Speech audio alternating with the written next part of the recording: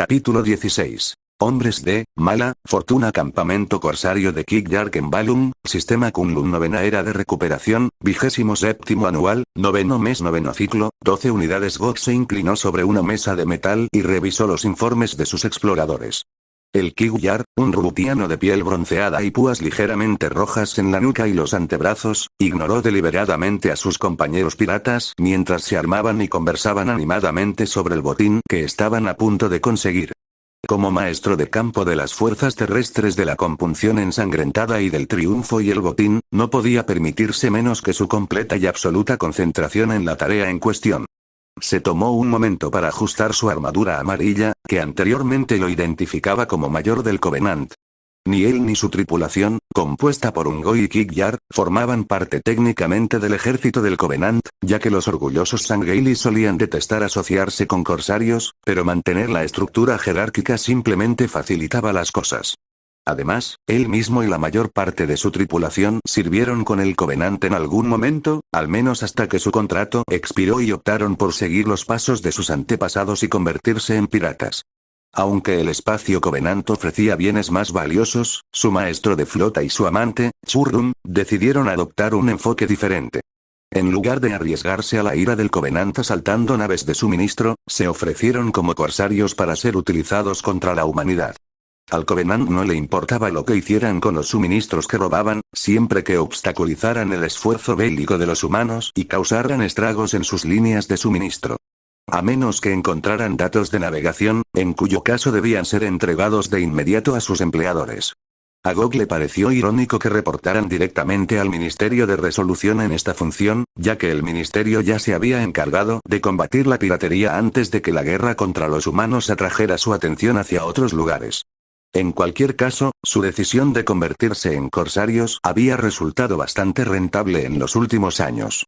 Tan solo en el último año, habían asaltado más de una docena de buques mercantes y vendido su cargamento en el mercado negro, lo que les había generado una buena cantidad de Hex. Pasaron de tener una sola nave a tener una flota de 2, y no había indicios de que esto fuera a ocurrir pronto.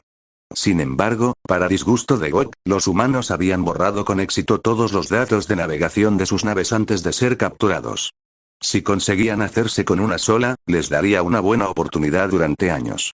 Con suerte, esta nave les daría esa oportunidad. Pero, por mucho que no quisiera admitirlo, este trabajo actual conllevaba algunas complicaciones indeseadas. Fue idea suya usar este planeta que los humanos una vez llamaron Kembalum para atrapar a las naves humanas que se acercaban una vez que captaran una señal de lo que creían que eran supervivientes. Incluso tenía algo de cierto, en cierto modo. Solo llevaban haciéndolo unos meses, y hasta ahora solo llegaban cargueros ligeramente armados en un intento insensato de prestar ayuda. Esos habían sido blancos fáciles con poco o ningún riesgo. Ahora, sin embargo, una nave de guerra humana había decidido investigar, y su capitán reconoció claramente la trampa. Varias lanzas fueron enviadas al planeta mientras la nave permanecía en órbita. La cautela de los humanos ciertamente dificultó la activación de su trampa, pero al mismo tiempo no fue del todo inesperado. Los Kig-Yar sabían que esto sucedería eventualmente y ya habían implementado planes de contingencia desarrollados para este escenario preciso. Sus esfuerzos ya habían dado frutos, ya que los equipos de francotiradores desorganizaron a las fuerzas terrestres humanas mientras la compunción ensangrentada y el triunfo y el botín atacaban la nave de guerra humana en órbita. Combinado con el inhibidor de comunicaciones en el corazón de su campamento, era solo cuestión de tiempo antes de que pudieran acabar con su presa. Un fuerte estruendo atrajo su atención, y Gok giró la cabeza para ver que un Ungoy había dejado caer accidentalmente un contenedor de combustible. Gruñó y se alejó de la mesa para dirigirse hacia el Ungoy, cuyo nombre ni siquiera se molestó en recordar, y le dio una bofetada en la cabeza, derribándolo al suelo. «Cuidado con esos, idiota. ¿Quieres volar todo el maldito campamento?», le gritó al Ungoy, quien negó con la cabeza, temeroso. «No, maestro de campo. Fue un error, lo prometo. No volverá a suceder». Se arrastró el Ungoy con miedo. Gok gruñó y se acercó al Ungoy, quien hizo todo lo posible por hundirse aún más en la nieve, antes de que el Kig-Yar retrocediera y se burlara. «Mejor que no. Si no, te envío desarmado contra los humanos», declaró Gok. El Ungoy, temblando de miedo, permaneció de espaldas en la nieve. Al ver a la lastimosa criatura inmóvil, Gok espetó. ¿Por qué estás ahí tirado? Carga esas barras de combustible en mi lanzador, ahora mismo. Ese sí, maestro de campo. Respondió rápidamente el Ungoy, poniéndose de pie a toda prisa, recogiendo ambos extremos del contenedor y arrastrándose hacia el borde exterior del campamento. Cuando el Ungoy creyó que ya había llegado lo suficientemente lejos, Gok lo oyó refunfuñar por lo bajo, pero Gok simplemente lo ignoró y regresó a su mesa. Gok se incorporó con los brazos y dejó escapar un suspiro de angustia. Si por él fuera, su flota estaría compuesta enteramente por piratas Kik-Yar. Pero, por mucho que le doliera admitirlo, los Ungoy eran útiles como mano de obra doméstica, ya que eran más fuertes y resistentes. Además, eran muchísimos.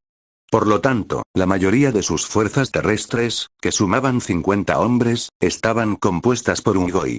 Sin embargo, todos los líderes eran Kik-Yar. De ninguna manera permitiría que un Ungoy diera órdenes a un Kik-Yar. ¿Ya ha regresado el francotirador Lance 4? Preguntó Gok a un compañero Kik-Yar que manejaba una estación de comunicaciones, quien negó con la cabeza. No, maestro de campo. No han respondido, informó, y Gok arrugó la cara con irritación. Bueno, pónganlos en funcionamiento. Las otras lanzas ya han abatido a los líderes de los demás grupos de ataque humanos, y necesitamos saber si eliminaron al último sargento de los humanos, respondió Gok. El técnico asintió antes de volver al trabajo, y Gok volvió a centrarse en el mapa topográfico que detallaba el área inmediata alrededor de su campamento. Por si los humanos eran tan insensatos como para intentar un ataque de represalia, había establecido numerosas fortificaciones a lo largo de su perímetro. Torres de francotiradores, torretas de plasma, sombras y Kik-Yar armados con carabinas, aguijones y pistolas de plasma, levantando barricadas para cubrir las brechas. Pronto, se enviarían partidas de caza para eliminar al resto de los humanos antes de que pudieran reagruparse, y por si fuera necesario, un cañón de combustible estaba siendo cargado y listo. No tenían cobertura aérea, pero los humanos tampoco. Las naves de desembarco que los derribaron seguían en algún lugar de la zona, pero para entonces su emplazamiento antiaéreo oculto ya estaría en funcionamiento, así que eso ya no era un problema. Si alguno se atrevía a acercarse demasiado, sería derribado. Todas las ventajas le pertenecían en ese momento, y Gok no pudo evitar esbozar una sonrisa. Entonces, al otro extremo del campamento, oyó una conmoción. Parecían graznidos de terror y gritos furiosos, junto con varios estruendos mientras Ungoy y Kik-Yar eran empujados a un lado. ¿Y ahora qué? Gimió y se giró hacia el ruido. Para su sorpresa, vio que no se trataba de un error de otro Ungoy. En cambio, vio a dos francotiradores Kik-Yar aterrorizados corriendo hacia él, con las armas desechadas hacía tiempo. Incluso desde la distancia, pudo ver el miedo en sus ojos. Maestro de campo, tenemos un problema. Gritó uno de los francotiradores al acercarse. Se detuvieron bruscamente, levantando mechones de nieve y hielo, algunos de los cuales impactaron a Gok en la cara. Sin embargo, ignoró el desaire y se concentró en sus hombres. El maestro de campo los reconoció como subordinados del francotirador Lance 4, pero la ausencia de su mayor hizo que Gok se retorciera la molleja. Comenzaron a chillar de forma ininteligible al mismo tiempo, y solo pasaron unos segundos antes de que Gok alcanzara su límite. Tranquilos. Gritó, atrayendo la atención de todos en el campamento. Los dos francotiradores guardaron silencio, y Gok respiró hondo antes de mirarlos a los ojos. Ahora bien, quiero que uno de ustedes me cuente con calma qué pasó. ¿Dónde está su comandante? Los dos francotiradores se miraron, y el de la izquierda tragó saliva y dio un paso adelante. Admitió. El mayor Dug está muerto, jefe de campo. Ya lo había adivinado. ¿Cómo? Un francotirador humano lo atrapó. Maldita sea. ¿Al menos pudo atrapar a su sargento? No, señor, informó el otro menor mientras el otro retrocedía. El mayor, solo logró matar a dos y herir a otro antes de que los humanos lo atraparan. Gok respiró hondo y apretó el puño. Mirando al suelo, maldijo su suerte. Las cosas ya no salían según lo planeado. Si tan solo uno de sus sargentos lograba sobrevivir, los humanos podrían organizarse, lo que dificultaría mucho más su eliminación. Al mismo tiempo, notó una omisión clave en su informe y gruñó mientras volvía a mirarlos. ¿Por qué tengo la sensación de que solo el mayor disparó su arma? Acusó Gok. Ambos menores chasquearon los picos nerviosamente, pero por lo demás no dijeron nada. No les hacía falta, pues su silencio era más que suficiente. Furioso, Gok avanzó a zancadas hasta tenerlos en la cara. ¿Puedo preguntar por qué? Susurró, pero bien pudo haber sido un grito por cómo se extendió por el silencioso campamento que se había paralizado. Los dos menores volvieron a mirarse y tragaron saliva. Tras un momento de profundo silencio, uno de ellos volvió a mirar a Gok y respondió. Fue lo que lo mató, jefe de campo. Todavía nos estábamos preparando donde el mayor Doug nos indicó que nos colocáramos para el fuego cruzado cuando, de repente, empezó a disparar antes de que estuviéramos listos, obligando a los humanos a cubrirse. Justo cuando estábamos a punto de unirnos, uno de los humanos hizo algo. ¿Qué clase de algo? Preguntó Gok. Los humanos son capaces de hacer muchas cosas, pero no entiendo cómo alguno de ellos podría tenerte aquí corriendo como un goi. Los menores comenzaron a estremecerse de miedo, pero esta vez no por Gok, pues parecían mirar más allá de él en sus recuerdos mientras se hurgaban nerviosamente las plumas de los brazos con las garras.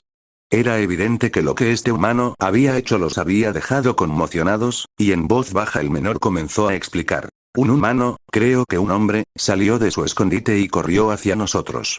Obviamente, el humano intentaba atraer al mayor para que el francotirador humano pudiera atraparlo, pero el mayor creyó que era lo suficientemente bueno como para eliminarlo antes de eliminar al francotirador.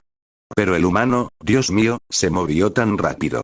Su voz comenzó a subir de tono mientras continuaba. Cada vez que el mayor Doug disparaba, el humano ya se había ido y se acercaba. Se movía tan rápido que apenas podía verlo. Mientras el menor respiraba agitadamente, presa del pánico, Gok abrió mucho los ojos. Nunca se había enfrentado a uno de ellos, pero reconoció los informes. Su molleja le gritaba, y si tan solo uno estuviera en el planeta, toda la operación podría estar perdida.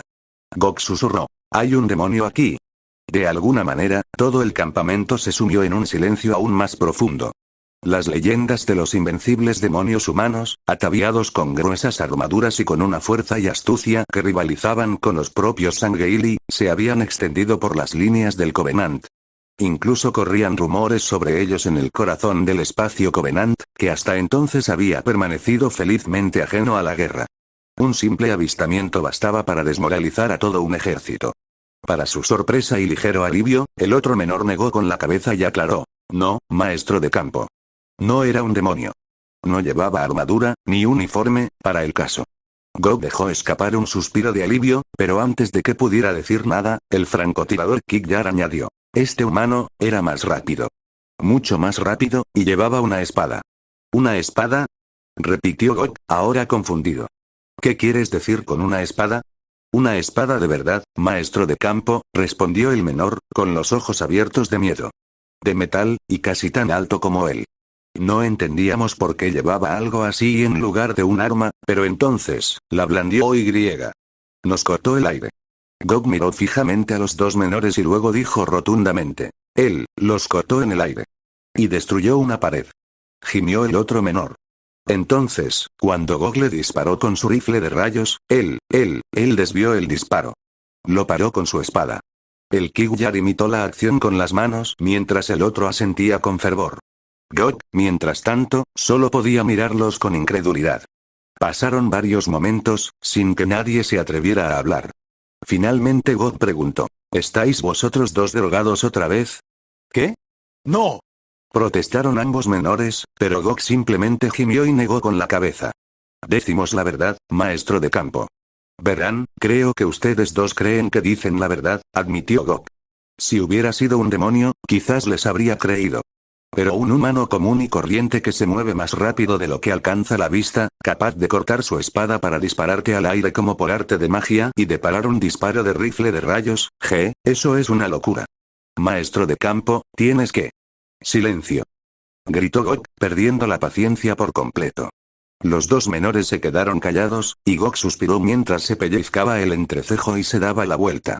De espaldas a ellos, señaló hacia la parte trasera del campamento y dijo. Ustedes dos, vayan a limpiar la cámara de alimentación de los Ungoi. Ninguno de los dos está en condiciones para el combate ahora mismo, y han perdido sus privilegios de narcóticos. Pero. Ahora, antes de que pierda la paciencia. Interrumpió Gok. Los dos menores se estremecieron y se miraron con desesperación, luego se apresuraron a cumplir sus órdenes. El maestro de campo Kikjar los vio irse, mientras los dos francotiradores casi tropezaban para escapar, y negó con la cabeza. Claramente, esos dos estaban de nuevo en el negocio de las drogas. No era la primera vez que miembros de su tripulación consumían drogas durante una misión solo para reportar cosas extrañas y sobrenaturales. Gok había aprendido hacía tiempo a ignorar esas divagaciones y a centrarse en lo tangible que tenía delante. Sin embargo, a su pesar, no pudo evitar soltar una risita. Los humanos que portan espadas, ya sé que se supone que son primitivos, pero eso da risa, murmuró, y luego volvió a trabajar. Fragata ligera clase Stalwart de la UNS Midsommar Night Orbita Kembalum, Sistema Kunlun 8 de abril de 2541, 1245 horas, calendario militar del Consejo de Seguridad de las Naciones Unidas. Las alarmas sonaron mientras la nave atravesaba a toda velocidad las vastas extensiones del espacio sobre Kembalum. Se oyeron golpes sordos por toda la fragata mientras sus 6 cañones de defensa de punta Rampart de 50 milímetros intercambiaban fuego con sus perseguidores.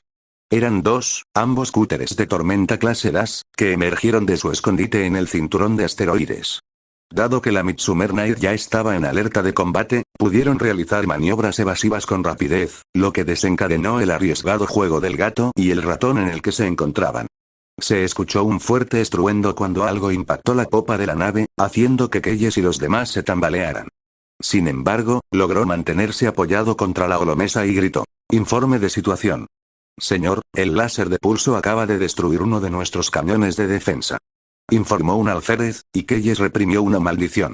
«Redirige la energía a los motores y propulsémonos alrededor de la luna», ordenó Keyes, con la esperanza de usar la asistencia gravitatoria para despistar a sus perseguidores, aunque fuera un poquito.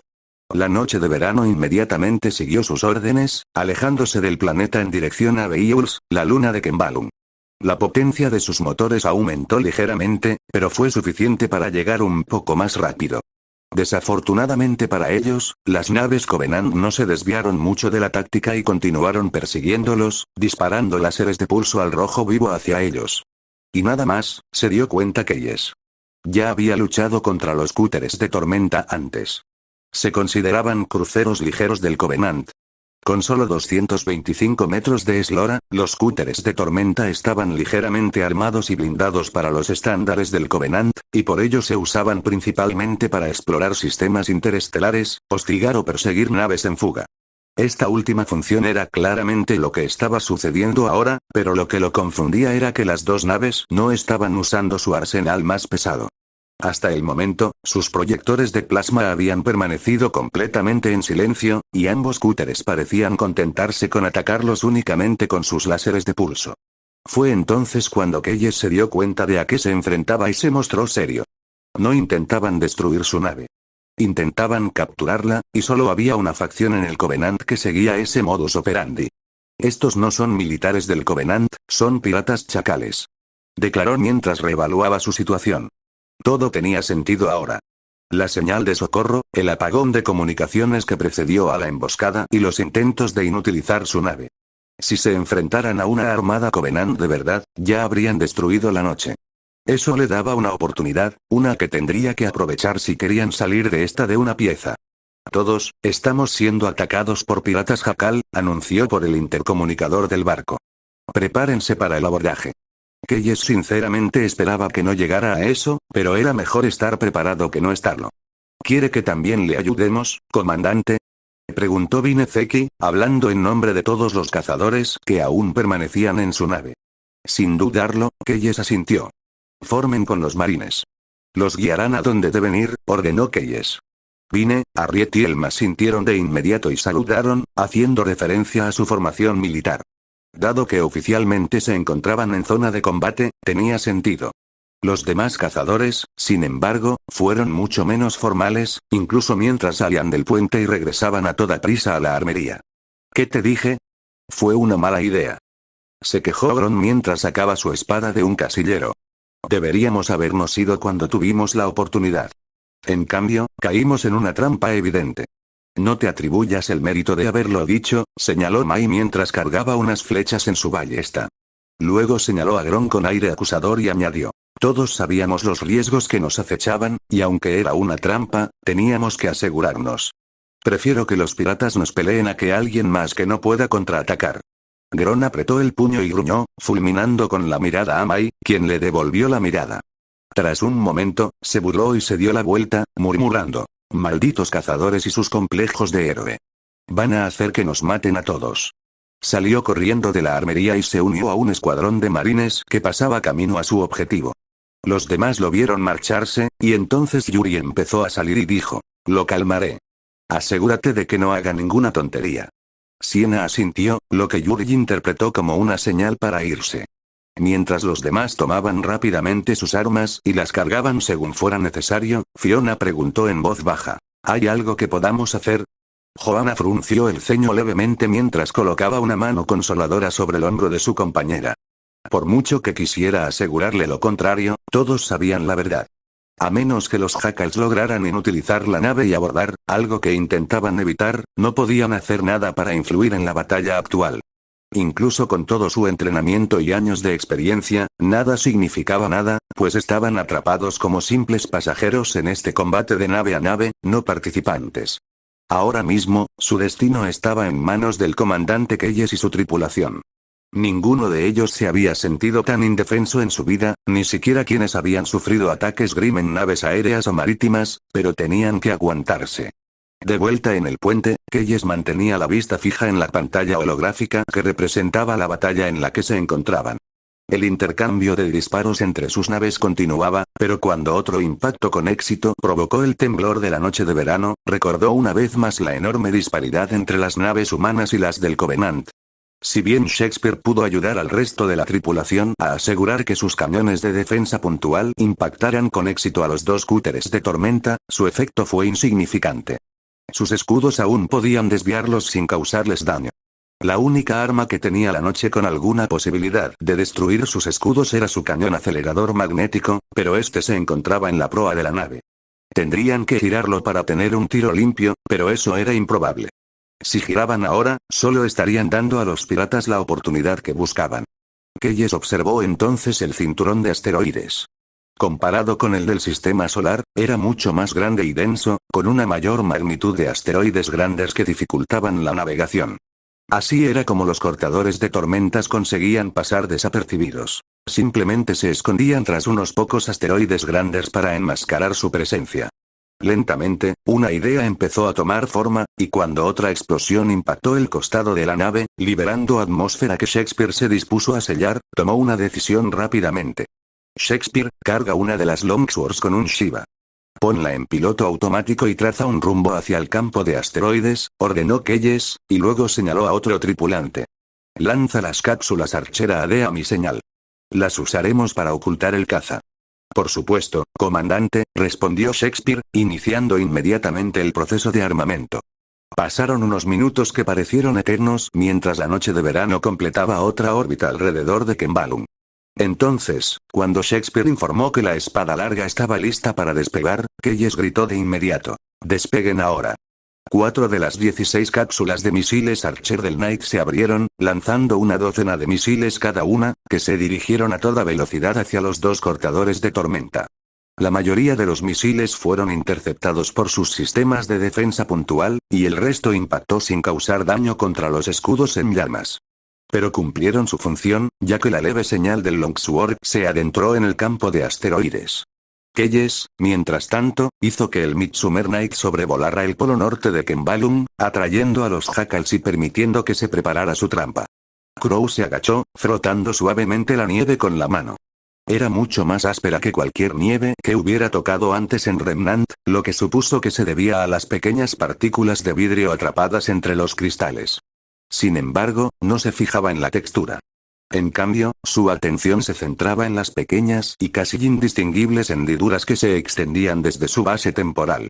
A primera vista, la mayoría de la gente ni siquiera las habría notado, pero gracias a sus años de experiencia, Crow las percibió casi de inmediato. Eran huellas, pero no de un humano. En cambio, los pies eran largos y estrechos, con lo que parecía una extensión que salía de la parte interior. Claramente, estas huellas eran de un chacal. Probablemente dos, a juzgar por la cantidad de huellas que vio. A menos, claro, que el chacal en cuestión estuviera corriendo por todas partes, pero sinceramente lo dudaba. Al levantarse, Crow frunció el ceño mientras oteaba el horizonte, con Arbinger agarrado con fuerza en la mano mientras aguzaba al máximo sus sentidos. Hasta el momento, no sentía peligro inmediato, pero al ver otro débil destello de una explosión en órbita sobre él, recordó que tampoco estaban del todo a salvo. Regresó al edificio, que estaba siendo fortificado.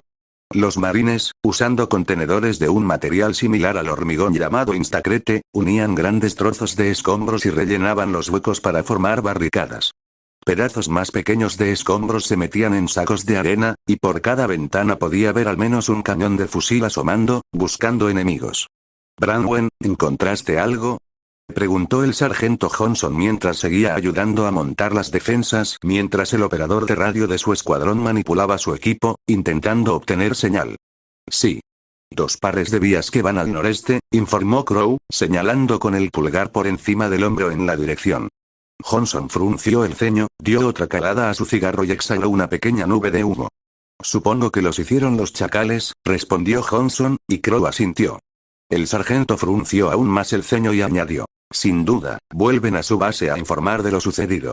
A juzgar por la armadura amarilla de cerebro de pájaro, matamos a un mayor chacal, así que lo más probable es que nuestros fugitivos sean menores». «Entonces, había un equipo de francotiradores», señaló Clover, cruzándose de brazos sin perder de vista a su alrededor. Luego señaló: «Pero solo uno de ellos disparó». «¿Por qué?». «Los chacales son excelentes tiradores con una vista excelente, pero pésimos francotiradores», respondió Johnson. «Demasiado impacientes y sanguinarios. Probablemente disparó antes de que los demás estuvieran listos». «Entonces, al ver lo que hizo Crow, dieron media vuelta y huyeron», añadió Robin. «Habría sido la primera vez que veían a un cazador en acción.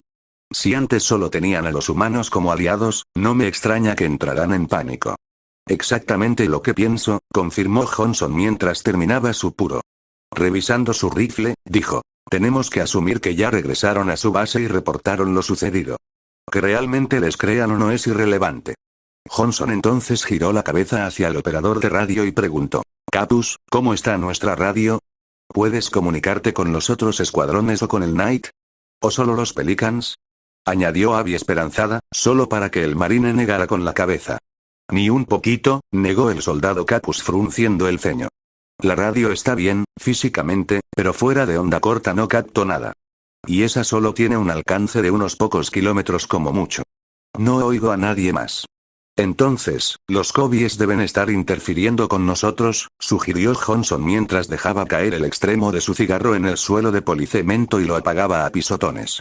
«Maldita sea, estamos completamente aislados». Un silencio denso se apoderó del grupo, y Crow frunció el ceño. Como todos temían, habían caído en una trampa. Él, y probablemente los demás, sospechaban que la señal de socorro que los había traído hasta allí era probablemente falsa. Un cebo para atraer a las víctimas, donde serían cortadas y estranguladas antes de que pudieran defenderse. No era una mala táctica, sobre todo para piratas. Era evidente que sabían lo que hacían, pero por desgracia para los chacales, se enfrentaban a los cazadores. Las tácticas habituales no siempre funcionaban bien contra ellos. «Sargento, quizá tengamos que salir y traer a los demás marines aquí», sugirió Clover. «Esta posición, aunque no es ideal, es defendible, y si nos limitamos a la radio de onda corta, es nuestra única opción para mantener la coordinación». Johnson asintió y respondió: «Estoy de acuerdo, pero no quiero enviar demasiados. Podríamos quedarnos cortos de personal si los jackals aparecen para la segunda ronda». Abby levantó la mano cortésmente. Cuando Johnson asintió, ella le devolvió el saludo y se señaló a sí misma, a Robin, a Clover y a Crow antes de sugerir: «Podemos irnos. Los cazadores pueden cubrir terreno más rápido que ustedes. Con suerte, podremos encontrar a los demás y traerlos de vuelta antes de que lleguen los chacales». Johnson frunció el ceño. Era evidente que el marine no quería enviar a sus protegidos a un peligro innecesario, pero al mismo tiempo sabía que no tenía muchas opciones. La lógica de Abby era acertada, y no era como si el lugar donde estaban fuera más seguro. Para Crow, todo el planeta era peligroso. Tras unos instantes, Johnson suspiró y asintió a regañadientes. «De acuerdo. Redwall, Abby, si pueden ir a buscar a los demás, se lo agradecería», pidió Johnson. Los 3 cazadores asintieron de inmediato, Clover les hizo un rápido saludo militar, y luego saltaron del edificio de varios pisos. Aterrizaron en la calle Nevada, se separaron y se adentraron en la ciudad. Crow supuso que regresarían en 1 hora, con un poco de suerte. El único cazador que quedaba se volvió hacia Johnson y le preguntó: ¿alguna razón por la que no me preguntaste? Sí, de hecho. Me da la impresión de que probablemente eres el mejor rastreador de todos, ¿verdad? Preguntó Johnson, y cuando Crow asintió, continuó: bueno, entonces tenemos que encontrar ese inhibidor de comunicaciones. Sin desactivarlo, no podremos salir de aquí, y tengo el presentimiento de que está donde sea que esté su campamento. Así que, si pudiera salir, hacer un reconocimiento y encontrarlo, sabríamos qué hacer a continuación. Crow asintió, se levantó y estiró los brazos. Luego comentó: volveré enseguida. Más te vale. Les prometí a tus sobrinas que te traería de vuelta sano y salvo, bromeó Johnson. Crow no pudo evitar sonreír y saltó del edificio. Aterrizó rodando en la calle y corrió de inmediato hacia donde vio las dos huellas. Grandes nubes de nieve, hielo y un poco de vidrio se elevaban por los aires con cada paso. La atención de Crow se dividía por igual entre seguir las pequeñas huellas que tenía delante y observar los alrededores en busca de curiosos. Hasta el momento, no vio a nadie, pero se negaba a bajar la guardia. Sobre todo porque un solo disparo de sus rifles de rayos fue suficiente para destrozar su aura. Finalmente, Crow redujo la velocidad al ver un gran montón de nieve. Se detuvo justo al lado y, tras una rápida inspección, vio las señales de una caída desordenada. La nieve estaba esparcida desordenadamente por todas partes, con una roca maciza asomando justo por encima de la superficie. Claramente, los jackals habían tropezado en pánico. Mirando un poco más a su alrededor, para su sorpresa, vio dos rifles de rayos desechados. Al igual que el que usaba el mayor jacal, eran largos y voluminosos, con un cuerpo azul violáceo. No tenían culata, ni una mira telescópica visible, pero supuso que el cristal de enfoque en la parte superior servía de sustituto. Si Crow recordaba correctamente su informe, se trataba de un rifle de rayos tipo 27, con diferencia el modelo más común en el Covenant. Pensó en dejarlos allí y seguir adelante, pero entonces echó un vistazo a la escopeta que llevaba el Harbinger y la Magnum enfundada en su cadera. Si bien su armamento actual era perfecto para el combate a corta y media distancia, el combate a larga distancia era otra historia. Normalmente no le importaría, sobre todo porque obviamente no estaba entrenado para manejar armas alienígenas raras, pero después de que el aura de Abby fuera destruida de un solo golpe por una de esas cosas, no pudo contener la curiosidad por saber cómo sería usar una.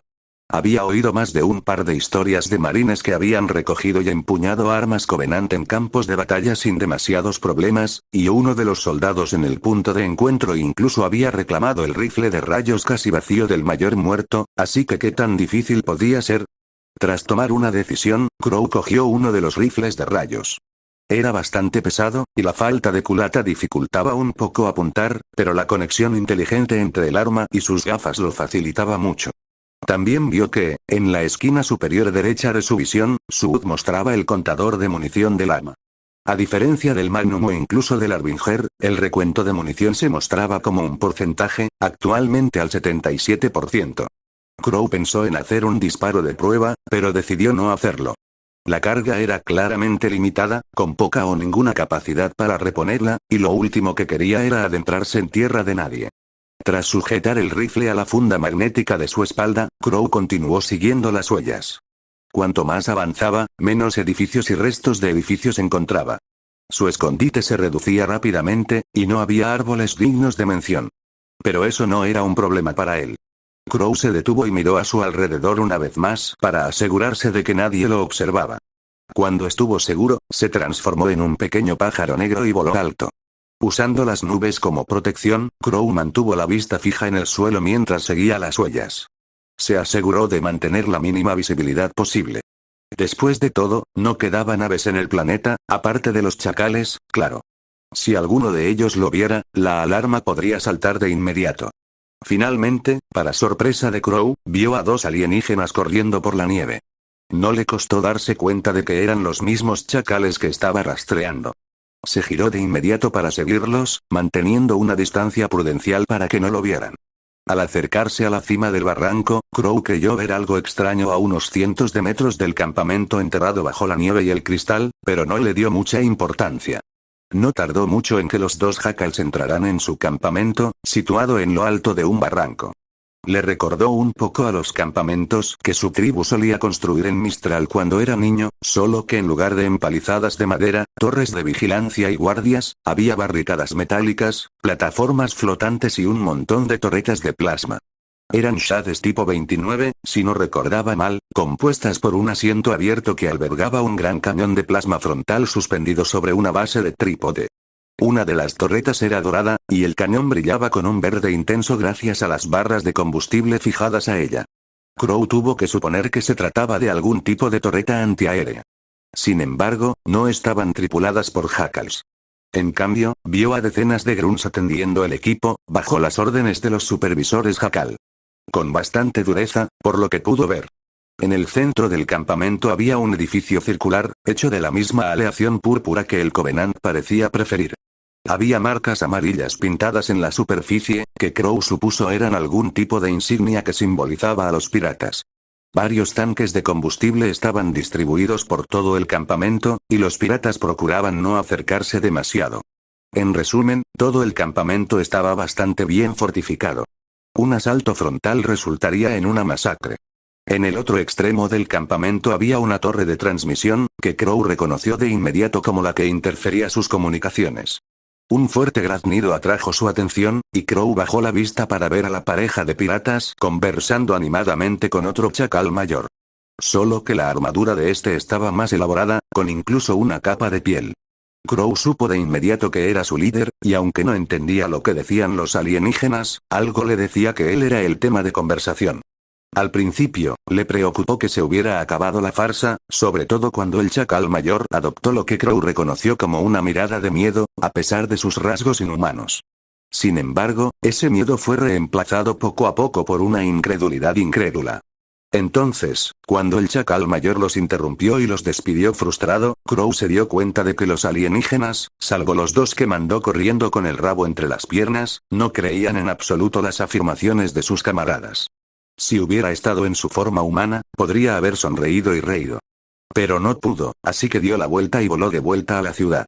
Crow consiguió lo que quería, así que era hora de informar de lo que había encontrado. Una vez lo suficientemente cerca, descendió al suelo y se transformó de nuevo en humano. Sin embargo, Crow mantuvo el ritmo y corrió por el campo abierto tan rápido como pudo. Logró agarrar el segundo rifle de rayos al pasar junto a él, pensando que podría ser útil. Al acercarse a su destino, vio, para su alivio, que había mucha más actividad. Los demás cazadores lograron encontrar a los demás escuadrones sin mucha dificultad y los condujeron de vuelta, aunque eran menos numerosos. Un recuento rápido le indicó que, de los 50 marines que los acompañaban, 10, incluido el soldado Smith, estaban muertos. Otros 5, incluido Jenkins, estaban heridos y recibiendo atención médica. Sin embargo, lo que más alarmó a Crow fue la clara falta de otros sargentos e incluso del teniente que lideraba el pelotón. ¿Están todos aquí?, preguntó Crow mientras se acercaba a Johnson. Branwen. Bien, has vuelto, anunció Johnson mientras se giraba para encarar al cazador. ¿Lo encontraste? Sí, justo en el corazón de su campamento, tal como pensabas, respondió Crow. También nos han dado la bienvenida con sombras, barricadas, torres de vigilancia, todo el asunto. Maldita sea. Solo nos falta un poco de queso y vinos variados y estaremos listos, respondió Johnson mientras miraba un mapa topográfico extendido sobre un trozo plano de policemento. Luego señaló el mapa y preguntó, ¿te importaría marcarlo? Crow tomó un bolígrafo que le ofrecían y marcó la zona donde veía el campamento pirata. Estaba en lo alto de un barranco, lo que les permitía ver bien a cualquier persona que intentara acercarse. Eso representaba un problema, pero uno que tendrían que superar. Tenemos otro problema, informó Clover, llamando la atención de Crow. Como probablemente habrás notado, el teniente Halel y los demás sargentos fueron asesinados. El sargento Johnson es el único que queda. Intentaron cortarle la cabeza a la serpiente, añadió Robin mientras cruzaba los brazos. Crow frunció el ceño, sintiéndose descontento con la noticia. Eso significaba que estos piratas eran incluso más listos de lo que le habría gustado. Luego suspiró y preguntó, bueno, está genial. ¿Hay algo más que deba preocuparnos? De regreso, nos avistó uno de los pelicans que nos dejó, reveló Abby. Intentó recogernos, pero los derribaron. Abby caminó hacia la fachada abierta del edificio y señaló los restos de una gran torre en el corazón de la ciudad en ruinas. Vino de allá arriba. No pudimos verlo de cerca, pero por lo que vimos, toda la torre está llena de cañones antiaéreos. ¿Barras de combustible?, preguntó Crow, recordando el cañón antiaéreo que vio en el campamento, pero Abby negó con la cabeza. No, sus armas dispararon unos grandes cristales rosados que, de alguna manera, rastrearon al Pelican. En cuanto algunos hicieron contacto, explotaron. La nave de desembarco ni siquiera tuvo una oportunidad. Abby frunció el ceño, con las orejas de ratón aplastadas contra su cabeza. Fuimos al lugar del accidente, pero, la joven cazadora se quedó en silencio, pero estaba claro lo que ella y los demás encontraron. Conteniendo una maldición, Crow miró a Johnson y dijo, si no desmantelamos ese antiaéreo, no importa si restablecemos las comunicaciones. Lo sé, respondió Johnson, pasando el dedo por el mapa de papel. Luego añadió, pero, por suerte para ti, ya estoy ideando un plan. Será arriesgado, pero con tu ayuda creo que podemos lograrlo. Johnson se volvió hacia los cazadores y preguntó, ¿les parece bien? Los pensamientos de Crow se posaron en los planetas que había visto antes de llegar a Kembalum. Los desolados campos de cristal que eclipsaban lo que antaño fue un mundo vibrante y poblado. Una distinción que Kembalum, en algún momento, compartió. Crow pensó entonces en el soldado Smith y los demás soldados desaparecidos de su grupo. Hombres que perdieron la vida y jamás podrían regresar a sus hogares y familias. Apretó el puño y, con ojos de acero, Crow asintió. Los demás hicieron lo mismo, y Johnson esbozó una leve sonrisa. Muy bien. Esto es lo que vamos a hacer. De pie tras una esquina de lo que solía ser un callejón, Robin y Clover alzaron la vista hacia la torre octogonal en ruinas. Distaba mucho de ser un rascacielos, pero con apenas 10 pisos, era, con diferencia, el edificio más grande que quedaba en pie en el asentamiento. Lo que sí estaba claro era que había tenido mejores tiempos. Gran parte del muro sur se había derrumbado por completo y todas las ventanas estaban destrozadas. Montones de escombros quemados estaban esparcidos por la calle, algunos con varillas expuestas. Sin embargo, no era eso en lo que se centraban. En cambio, los dos cazadores estaban concentrados en la plétora de sombras que los chacales habían instalado en un perímetro defensivo. Al igual que las torretas que Crow describió en el campamento, eran shades tipo 29 que dejaban expuestos a sus operadores Grunt. Había 8 torretas de plasma dispuestas en los 2 pisos superiores, escaneando la zona en busca de presencia humana. 2 chacales patrullaban las plantas del edificio, con los escudos de sus muñecas desactivados en ese momento mientras aferraban sus pistolas de plasma con fuerza. A juzgar por la atención que prestaban a su entorno, era evidente que estaban listos para atacar en cualquier momento. Mendoza, ¿ves el cañón antiaéreo?, preguntó Clover, hablando por Teamcom. Espera, sí, creo que lo veo. Una torreta pesada de Needler en el techo, informó Mendoza a medio kilómetro de distancia mientras miraba por la mira de su rifle francotirador, junto con otro marine que lo apoyaba con un rifle de rayos. ¿Tienes alguna oportunidad?, preguntó Robin. Negativo, señora. Solo puedo ver la parte superior del tanque de gasolina del Grunt, reveló, y Robin suspiró. Bueno, ahí se va esa opción, dijo, y luego se volvió hacia Clover. ¿Cómo quieres manejar esto, Clover? Si tuviera a mi equipo conmigo, le ordenaría a Elm que derribara las columnas de soporte y derrumbara toda la estructura mientras Harriet eliminaba a los guardias, admitió Clover. Robin lo miró un momento y luego se dio la vuelta mientras se frotaba la nuca. Sí, eso habría facilitado las cosas, ¿no?, se dijo a sí misma, luego suspiró y volvió a mirar a Clover. Sin embargo, antes de que pudiera decir nada, Clover levantó la mano para impedirle lo que asumió que era una disculpa. No te preocupes. Podemos hacerlo funcionar, declaró mientras extendía a Kingfisher. Luego se presionó la oreja con los dedos y dijo, Mendoza, cuando dé la señal, necesito que elimines a las 2 sombras que tenemos delante. Lo tienes, Evie, respondió Mendoza, y Clover se volvió hacia Robin.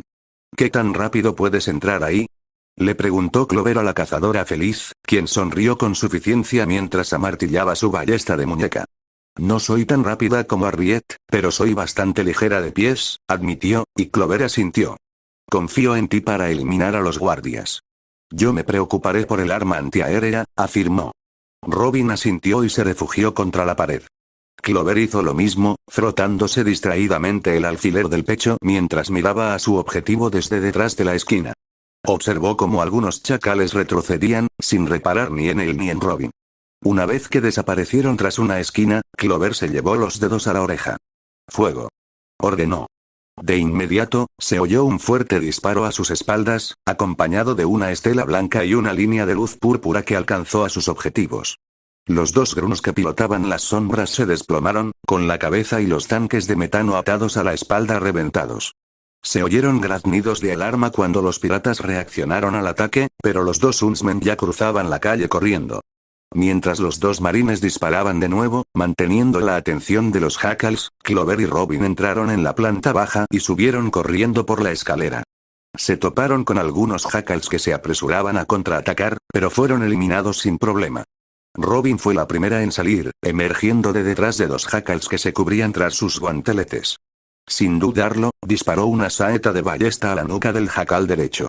El alienígena cayó como una piedra, y el otro graznó y se giró para encararla. Pero Robin fue más rápida. Saltó sobre el jacal y cortó con el ala afilada de su arma la mayor parte de su delgado cuello, liberando una lluvia de púrpura arterial. Mientras el alienígena se desplomaba, Robin ya corría por el suelo tan rápido como podía.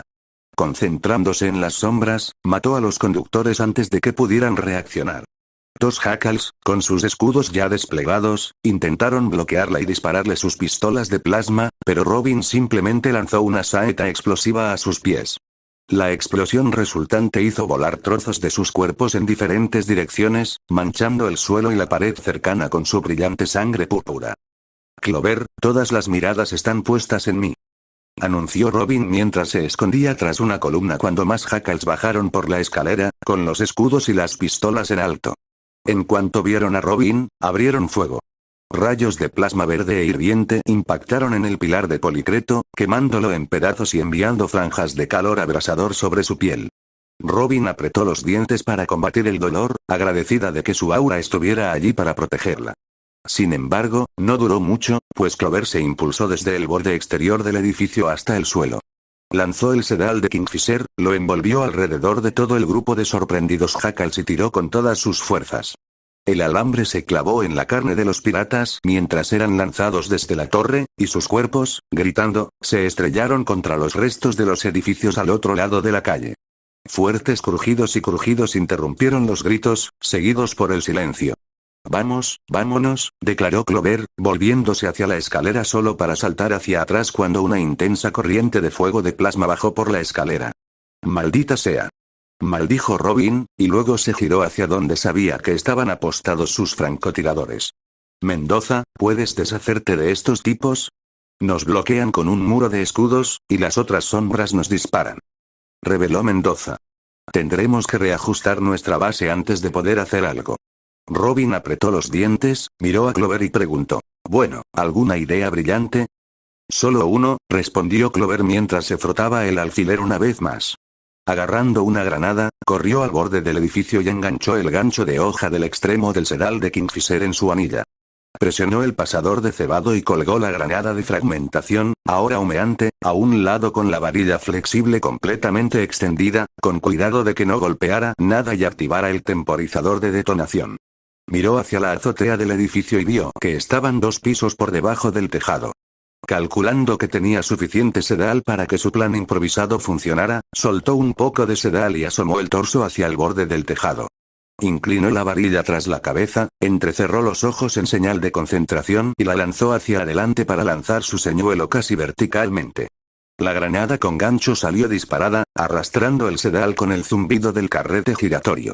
En la parte superior del arco, la granada pasó por el tejado y Clover detuvo el carrete, deteniéndolo al empezar a actuar la gravedad. Al principio, parecía que la granada no tenía suficiente impulso horizontal para llegar al borde y que simplemente caería. En cambio, Clover dio un hábil golpe de muñeca que envió una ola que giraba hacia arriba por la línea. Al impactar en el extremo flotante, el explosivo salió despedido del gancho y se perdió de vista, pasando el borde del tejado. Clover y Robin oyeron leves tintineos cuando la granada rebotó y se deslizó por el tejado, para luego detenerse. Siguió una pausa, e incluso los jackals que estaban sobre ellos dejaron de disparar. Entonces, la granada explotó, causando una gran explosión que hizo volar polvo, escombros y algunos cuerpos. Para sorpresa de todos, la explosión de la granada fue seguida por otra, solo que esta fue mucho mayor y envió todo el edificio a los cimientos. A juzgar por el humo rosa y los fragmentos de blamita que caían a su alrededor, no hizo falta mucho para darse cuenta de que el lanzamiento de granada de Clover se había asentado directamente en la base de la torreta antiaérea y, lo que es más, de alguna manera había causado una reacción en cadena con la munición del gigante Needler, detonando toda la blamita en una explosión de supercombinación. El edificio se sacudió violentamente al tiempo que aparecían grandes grietas. Al darse cuenta de lo que estaba a punto de ocurrir, Clover y Robin corrieron y saltaron por un costado. Un instante después, la debilitada estructura se derrumbó por completo, llevándose consigo a los piratas restantes y su equipo. Amenazó con aplastar también a Clover y Robin, pero Clover usó una de sus estrategias de aterrizaje. Se aferró a un edificio vecino con Kingfisher para ponerse a salvo junto con Robin. Aterrizaron de espaldas, rodando ligeramente antes de lograr ponerse de pie. Lentamente, los dos cazadores se pusieron de pie, observando cómo el edificio terminaba de derrumbarse y levantaba nubes de polvo en todas direcciones, obligándolos a protegerse la cara con los brazos. Cuando el polvo se asentó y pudieron contemplar la destrucción que habían causado, cualquier rastro de la torre había desaparecido. «¡Mierda! ¿Qué demonios hiciste?» «¿Se supone que los aguijones no deben detonar así?», preguntó Mendoza en voz baja a través de Teamcom. «¿Tienen medidas de seguridad y demás para evitar que eso pase?». Clover miró a Robin por un momento, luego se encogió de hombros y respondió. «Llámalo buena suerte. Me arriesgaré a decir que la suerte se debió a una tontería de magia de almas». «Si es así, me parece bien», admitió Mendoza. Clover y Robin no pudieron evitar reírse levemente, y luego regresaron corriendo al punto de encuentro, sabiendo que la operación de su camarada ya estaba en marcha. Tumbado boca abajo y mirando barranco arriba, Crow observó el campamento pirata a través de la mira telescópica de su rifle de rayos. Por lo que parecía, estaban a punto de enviar partidas de caza a la ciudad en ruinas. Desafortunadamente para los Jackals, no tendrían que ir muy lejos. Con la excepción de algunos marines que se quedaron para atender a los heridos, además de Mendoza y otro cuyo nombre Crow no recordaba, que fue con Clover y Robin, todos los demás marines y Huntsman estaban al acecho. Sus armas, principalmente rifles de asalto con algunos rifles de francotirador y sus rifles de rayos robados, apuntaban a los piratas. A esa distancia, solo los rifles de francotirador y los rifles de rayos tendrían un impacto significativo, pero no por mucho tiempo. «Francotiradores, prepárense para eliminar a esos shades», ordenó Johnson, armado con su propio rifle de francotirador, que le había prestado un marine herido que no podía usarlo con eficacia. Luego giró la cabeza hacia Abby y preguntó. «Redwall, esa semblanza tuya. ¿Estás seguro de que puede llevarnos hasta allí?» Abby asintió y respondió. «Sí, estoy segura. Tengo un año de aura almacenada en mi espada, y esto debería ser solo una parte». «Ya es un poco tarde para eso, sargento», señaló Crow. «Ya estamos aquí. ¿Qué iba a hacer si no podía?» «Espera aquí y atrae a los chacales hacia nosotros», respondió Johnson de inmediato. Crow giró la cabeza para mirar al marine y luego se encogió de hombros en un gesto de aceptación. Su posición actual no era ideal, sobre todo comparada con el edificio que usaban como base de operaciones. Pero contaban con la ventaja de la distancia, ya que dudaba que las sombras tuvieran suficiente alcance para alcanzarlos con precisión. Aún así, eso sin duda causaría más bajas. Para tener las mayores probabilidades de éxito, debían atacar a los Jackals donde vivían. Sus pensamientos se interrumpieron al oír una gran explosión a sus espaldas. Al girar brevemente la cabeza, Crow vio una nube de humo que se elevaba desde la torre en ruinas donde se encontraban los cañones antiaéreos del Jackal. Al darse cuenta de que Clover y Robin habían tenido éxito, Crow apuntó su rifle de rayos a la cabeza de un Jackal aturdido y disparó un solo tiro. Vio que el indicador de calor de su HUD subía y se estremeció al sentir que el arma se calentaba notablemente en sus manos, pero se concentró en el Jackal cuya cabeza había explotado, junto con parte del torso. Alrededor de Crow, los demás francotiradores también abrieron fuego, concentrándose en las sombras y en cualquier pirata lo suficientemente insensato como para estar al descubierto. Se prestó especial atención a los francotiradores en sus torres de vigilancia flotantes. Los Jackals y los Grunts no tardaron en reaccionar. Los primeros activaron sus guanteletes escudo o intentaron devolver el fuego con sus propias armas, mientras los Grunts se apresuraban a ocupar las sombras, ahora vacías. Los francotiradores marinos, mientras tanto, se esforzaron por evitarlo, pero pronto recibieron ráfagas de plasma. Mientras recargaba su rifle francotirador, Johnson se giró hacia Abby y gritó: «Redwall, te toca». «Adelante», respondió Abby, levantándose rápidamente y extendiendo la espada de su familia, Mossflower. Cerró los ojos e inhaló y exhaló profundamente mientras su cuerpo brillaba con un aura roja. Entonces, Mossflower comenzó a brillar del mismo color, y al abrir los ojos, la espada de la Claymore se envolvió en una energía carmesí que le recordó a Johnson a una espada de energía. Solo que en lugar de plasma, era aura pura y concentrada. Un aura que se expandía rápidamente, alargándose y ensanchándose hasta cubrir casi toda su línea de fuego. Con la hoja proyectada en posición horizontal, su superficie plana interceptaba cualquier plasma disparado. «Estamos bien», gritó Abby por encima de la cacofonía, y al instante los marines se pusieron de pie y se reunieron tras la protección de la espada aura. «Muévanse, muévanse», ordenó Johnson, y con un grito de guerra, los marines y los Huntsmen comenzaron a correr barranco arriba. Abby estaba al frente con el resto de la columna detrás de ella, y su espada recibía la peor parte del fuego. De vez en cuando, una bala perdida lograba colarse por un hueco, impactando a un marine y haciéndolo caer como un muñeco de trapo. Sin embargo, cualquier jacal que intentara golpear a Abby directamente era rápidamente eliminado por los francotiradores marines que se habían quedado en su cobertura original. Pronto, los humanos llegaron a la cima del barranco, y Abby gritó mientras blandía su arma con todas sus fuerzas. La hoja, envuelta en aura, atravesó todo a su paso, destrozando sombras, atalayas, chacales y grunts por igual como si fueran de papel. Solo entonces su semblanza se desvaneció, y el aura de Abby parpadeó.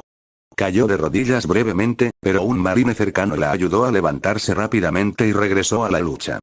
Todo el campamento se sumió en el caos mientras los marines atacaban a los jackals, ahora aterrorizados y confundidos. Sus disparos eran erráticos e imprecisos, pero no se podía decir lo mismo de los marines ni de Crow. Si bien los jackals estaban claramente organizados y sabían lo que hacían, no estaban tan bien entrenados como ellos y habían perdido por completo la compostura. Al mismo tiempo, Crow estaba en el centro de la pelea, moviéndose a una velocidad cegadora mientras destrozaba a los jackals y grunts con su Harbinger en forma de espada. Amenazados por los disparos de escopeta, Crow era prácticamente un borrón. Los jackals y grunts apenas tenían oportunidad, ya que cualquiera que se interpusiera en su camino moría casi al instante. Los que estaban más atrás intentaron dispararle, pero los marines los abatieron con mayor rapidez. Tras un breve descanso para recargar su arma, Crow observó cómo la batalla continuaba en su apogeo. Unos cuantos marines heridos y muertos yacían en la nieve, pero había muchos más grunts y jackals muertos. Todo el campamento estaba prácticamente sembrado de sus restos, y el cazador no pudo evitar esbozar una pequeña sonrisa. Todo marchaba de maravilla, pero Crow se negaba a agafarlo. Tras cargar algunos proyectiles, Crow se apresuró a volver a la refriega.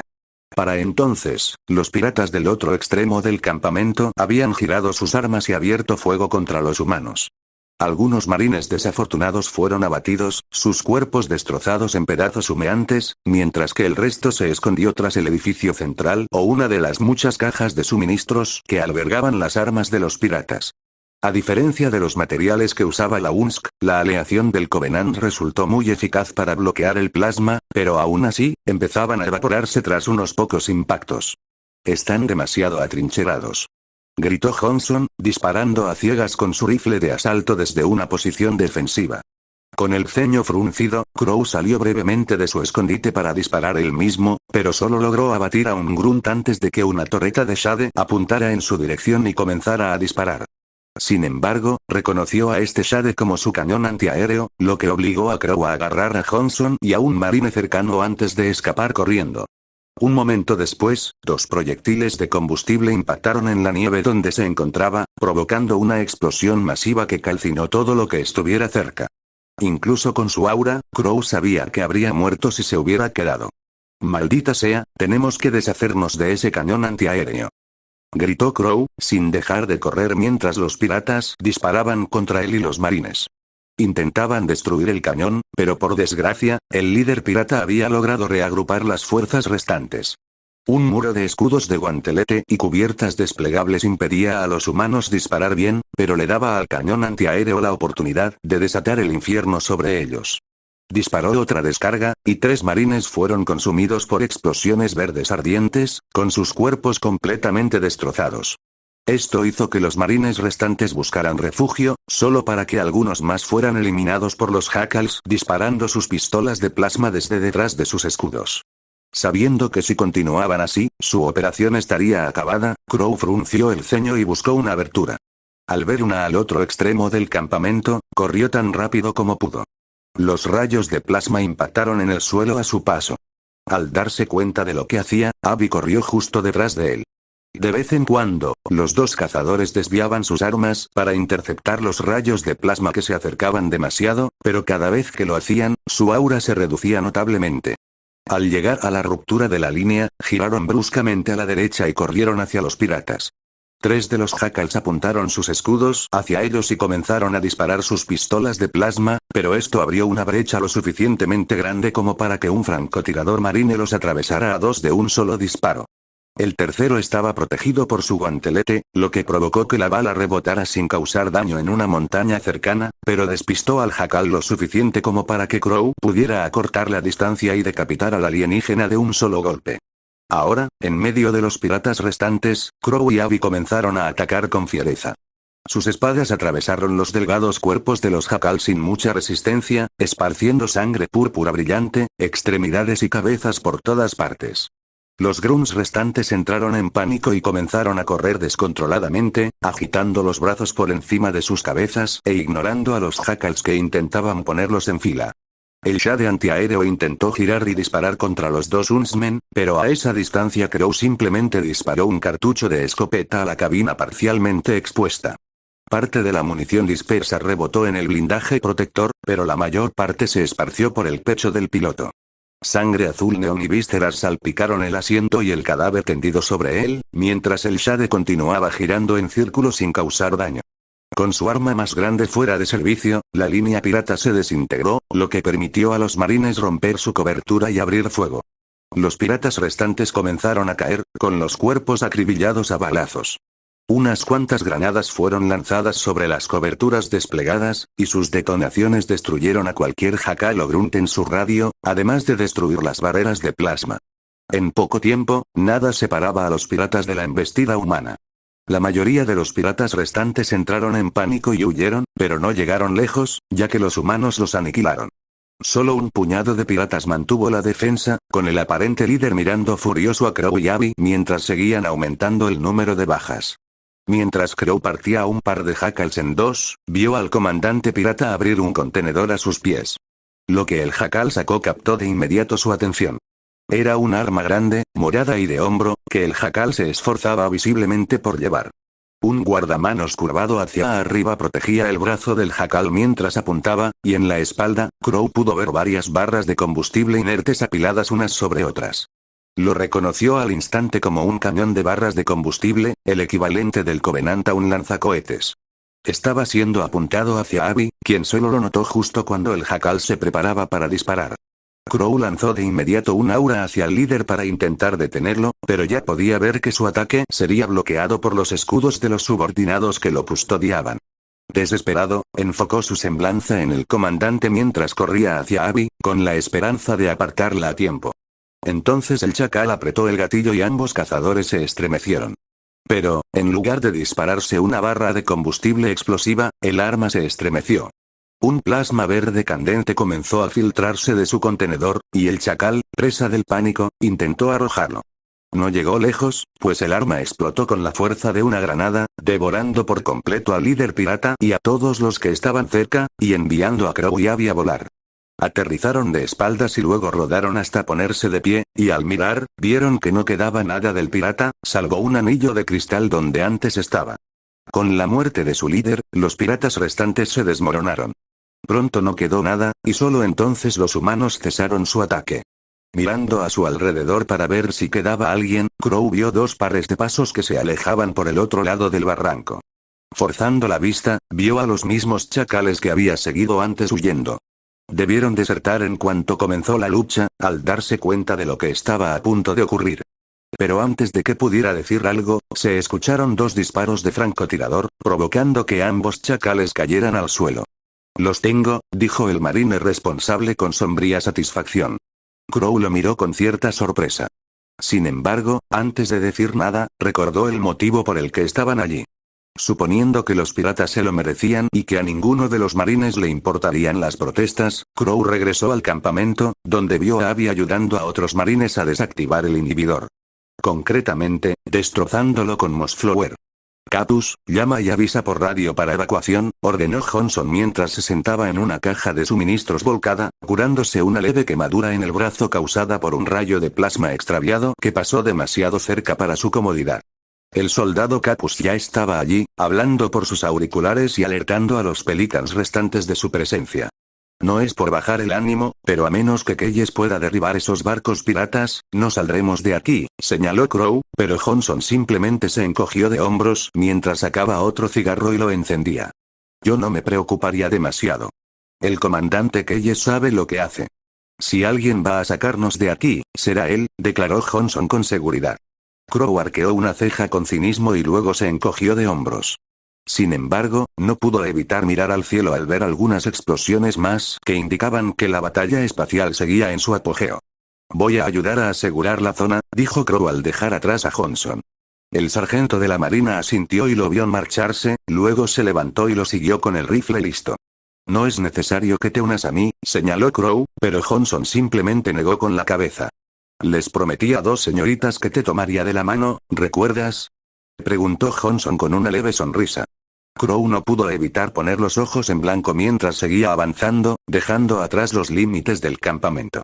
Al alejarse de la barricada en ruinas, Johnson arqueó una ceja y preguntó, ¿hay alguna razón por la que nos lleves a esta pequeña excursión?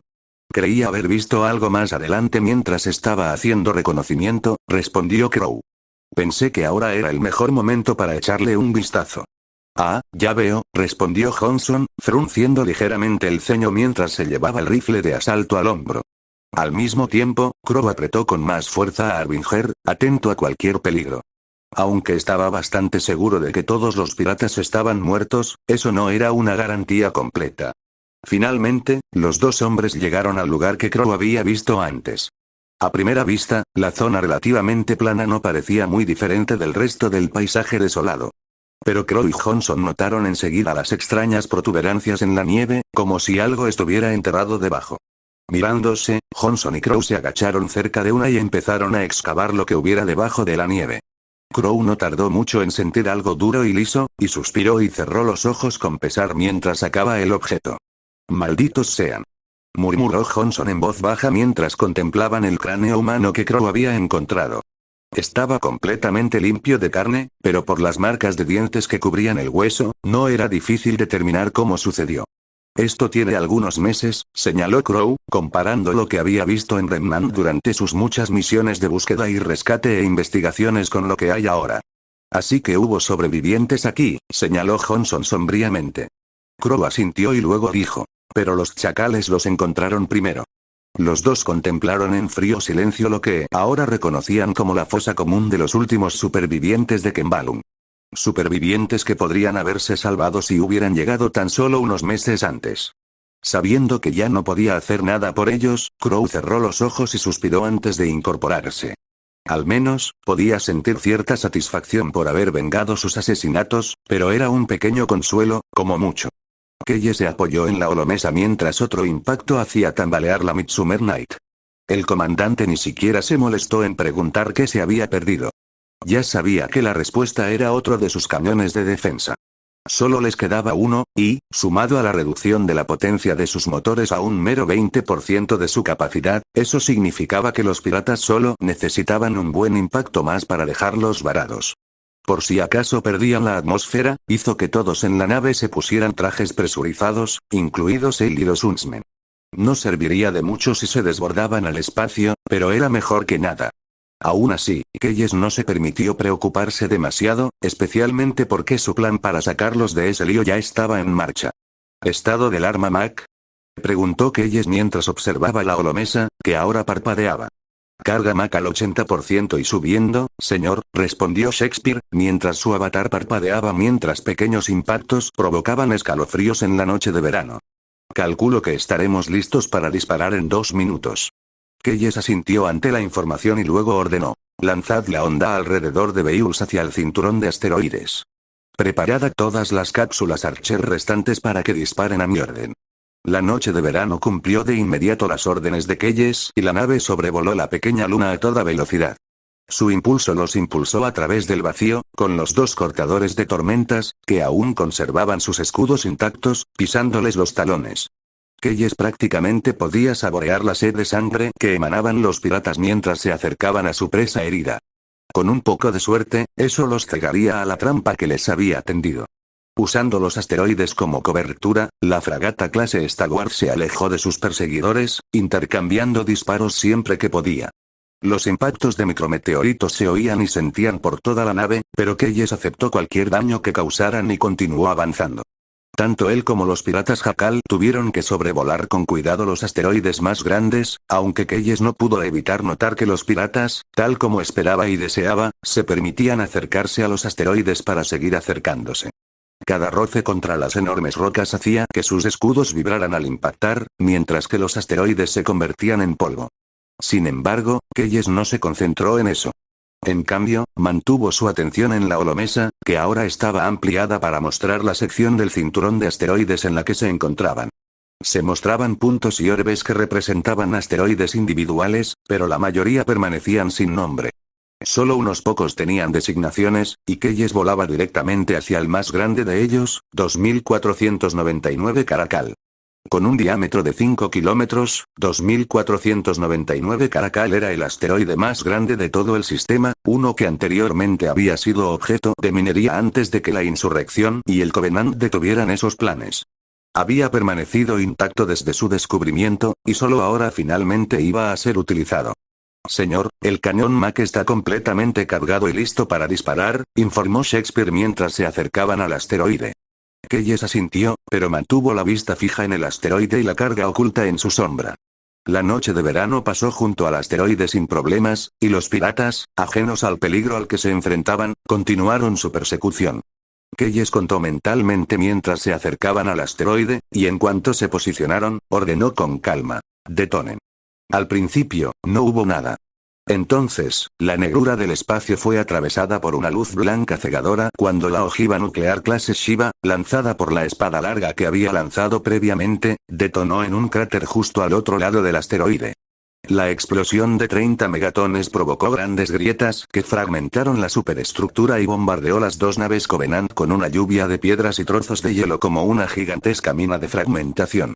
Sus escudos se ondularon y se tensaron visiblemente bajo el impacto, y por la rapidez con la que intentaban dar la vuelta, era evidente que el plan de Keyes había funcionado. A estribor, fuego. Gritó Keyes mientras se apoyaba contra la holomesa. Un momento después, la nave se tambaleó al apagar los motores traseros y concentrar la potencia en los propulsores auxiliares de maniobra. Disparando a toda máquina, la nave dio media vuelta y se orientó justo hacia el cúter más cercano. En cuanto la nave estuvo alineada, se estremeció al disparar su cañón acelerador magnético Mark II, una sola bala superdensa de tungsteno férrico a hipervelocidad. La bala impactó en los escudos debilitados y, tras un breve parpadeo, fallaron por completo, permitiendo que el proyectil continuara. Atravesó el casco de la nave alienígena y salió por el otro lado, donde también impactó en los escudos de la otra nave.